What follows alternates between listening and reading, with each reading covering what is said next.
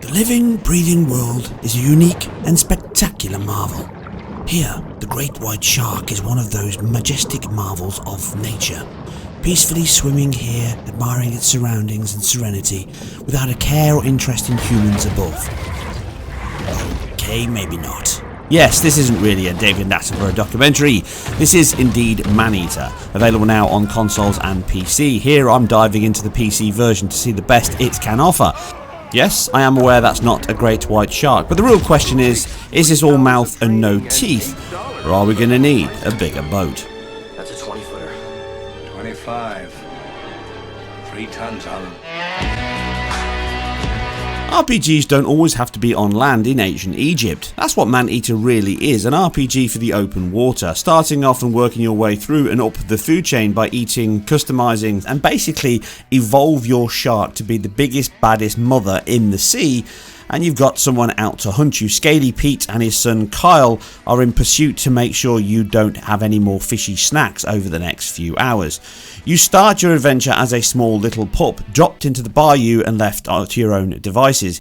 With the help of a HBO TV narrator, you are guided through this open bayou and you work your way up the food chain, quite literally, to improve your pup's strength, abilities, and therefore augment your shark into whatever it needs to be. As a bull shark, obviously, in nature these can live in both fresh and salt water, making them the most dangerous shark on Earth.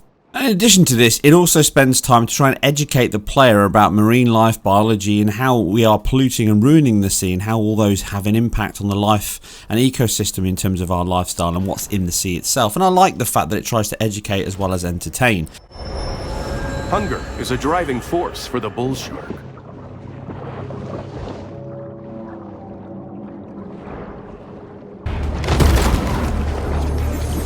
Until local police departments settle a dispute over jurisdiction, these two remain a popular attraction for selfie-seeking snorkelers. And it does entertain, it doesn't take itself too seriously, it's very much tongue-in-cheek, arcade action, chaotic destruction. You could almost class it as a modern-day version of Echo the Dolphin by Appaloosa Entertainment, but obviously being far more violent and chaotic and destructive. But really its main inspiration and aspiration comes from the very same developer's title in Jaws Unleashed on the PS2, which was a very violent game, but it was a hell of a lot of fun, and in fact one of my son's favourite titles.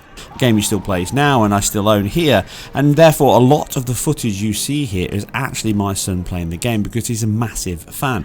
So that tells you a lot if you love Jaws Unleashed, which is a great game and it's fun, and it's still actually quite an impressive title to look at now. Certainly showing that the PS2 was really designed around geometric objects, polygons, triangles, primitives, to draw everything in the title itself. Not really designed very well on texture rate, and therefore everything is geometric based. You can see this with the sea, the objects, the characters. There's a lot of detail here, and in fact it's very impressive when you think of the amount of primitives it's drawing here, which modern techniques in games such as this one don't use anymore. Instead it's all done through more efficient and clever shader techniques, pixel shaders on top. So I'm not saying it's a bad thing, but it does show that the PS2 was very, very advanced in terms of its timescales, and this title is still one that shows off some of the techniques that the PS2 was exceptional at. Large polygon draw and the water effects, which are very good. Overdraw was its strongest, fill rate basically was its biggest strength.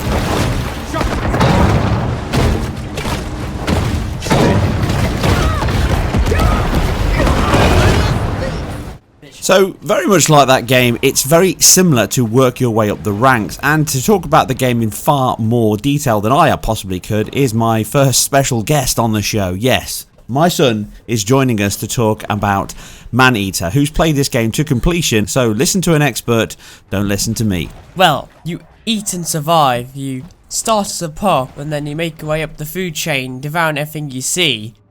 There's also an evolution system where you get different parts, make yourself look like an alien or a Dunkleosteus or a weird shadow shark. As you can see here, you can individually turn your fins into different parts, like the bone fins or bioelectric fins, and you can change your body's abilities and change your teeth and change your tail. And in the top right corner, you need little DNA or yellow blood or crystals to upgrade your parts to rarity 1 to rarity 5, or tier 1, tier 5. So what do the tiers do then? They increase the damage and make them better, and also give you more defense and health as well, and damage rating, like also defense and speed boost. Also, if you get like all the bonuses together, it gives you a set bonus. Okay, so is there certain creatures in the sea that you can't attack until you're a certain level? I mean, you can try and fight them, but they will beat you up easily. Yeah, it's a level up system. The maximum level you get to is 30. There are some creatures out there that are above 30, so that'll be quite a challenge for you. Okay, so when you get to 30, are you completely unstoppable then, or is it still a challenge? It's still a challenge if you're just really, how do I say this? Cocky, and think you could beat up the creature, but then the beast can just smack you across the ocean or out of the water and charge right at you and, well, thrash you around and kill you. So, talk about the humans. How do they attack you? What happens? Well, there's a little level up system in the game where if you attack enough humans, a bounty will begin on you and people will come hunt you. And then you'll have to defeat the people, but then as well, you level up. There's like 10 levels. You start at level 1. If you get the blue bar all the way round, you attract one of the bounty leaders. And they'll come hunt you. If you defeat them, you get a little part or evolution. And that's why they're quite helpful. Okay, cool. So, what's your favourite element of the game? No, it's the fact that you can mess around and do what you want to do. Like, you can just take on giant crocodiles as a little baby shark, or giant killer whales as a teen. But fortunately, there are gates that need to be required at a certain level. Like this one here says required elder. You cannot enter there. So parts of the map are closed off until you get to a certain level? Exactly. Okay. And missions as well. Right, and how long did it take to finish the game? 14 hours and 10 minutes. Wow, that's pretty precise. And obviously with lockdown you need to get more time doing education than playing games. Clearly I'm being a terrible father. Okay, well thank you very much. That was excellent. Thank you for that summary of the game. So hopefully that gave you a better idea of just what the game entails, how it plays out, and how enjoyable it is overall from a youngster who loves it thoroughly and has been playing it for 14 hours and 10 minutes, as you clearly heard.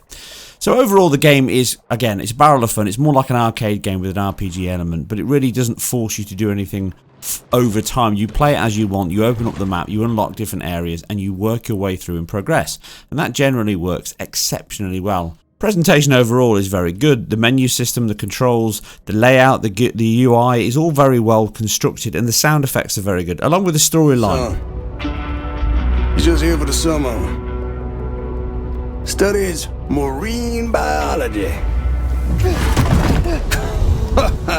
Look at that. I got one hand can still tie a hook. He got two can barely tie his shoes. Must get that from his mama. The first thing is the presentation is delivered more on the lines of like a HBO TV series, like a Discovery Channel documentary. You speak to the father and son combination, you're introduced them very early on, you kind of have a symbiotic synergy between the two of you. I won't go into that, but that carries over into the game, and that's actually one of the stronger elements. And there's some sad points in the title as well, so it certainly doesn't pull any punches in terms of trying to draw a small level of interaction there from the storyline. It's not going to win any Oscars, obviously, but it does enough to engage you and obviously pull you into the story. But over and above this, some of the areas where there are some issues is certainly on the PC version at least, the performance can be very hit and miss. There are sections where it can really tank the frame rate randomly for no reason at all.